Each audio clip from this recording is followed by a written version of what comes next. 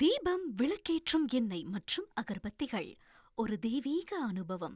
தமிழ்நாட்டிற்கும் மக்களுக்கும் நல்லது நடக்கின்ற ஒரு பட்ஜெட்டை அறிவித்து அதை செயல்படுத்தும் அரசு அமைய வேண்டும் என தேமுதிக பொதுச் செயலாளர் பிரேமலதா விஜயகாந்த் தெரிவித்துள்ளார். ஃபுல்லா இன்னும் பார்க்கல, பட் நீங்க வந்தோடனே கேட்பீங்கன்னு தெரியும். ஸோ வரும்போது யூடியூப்ல பார்த்தேன், முத்தான 30 அறிவிப்புன்னு சொல்லியிருக்காங்க.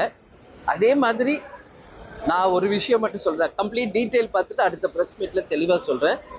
இப்போ அவங்க அறிவித்த எல்லா அறிவிப்புமே, தேர்தல் இன்னும் 3 மாசம் தான் இருக்கு.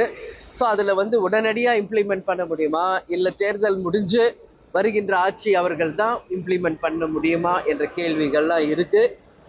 நான் ஒரு லைன்ல சொல்லணும்னா, தமிழ்நாட்டுக்கும் மக்களுக்கும் நல்லது நடக்கின்ற ஒரு பட்ஜெட்டாக அறிவிக்கப்பட்டு அதை செயல்படுத்தும் ஒரு அரசாக இருக்கணும்னு சொல்லி நான் கேட்டுக்கிறேன்.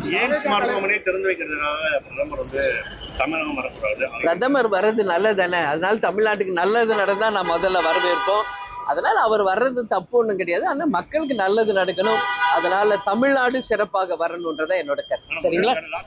தீபம் விளக்கேற்றும் எண்ணெய் மற்றும் அகர்பத்திகள் ஒரு தெய்வீக அனுபவம்.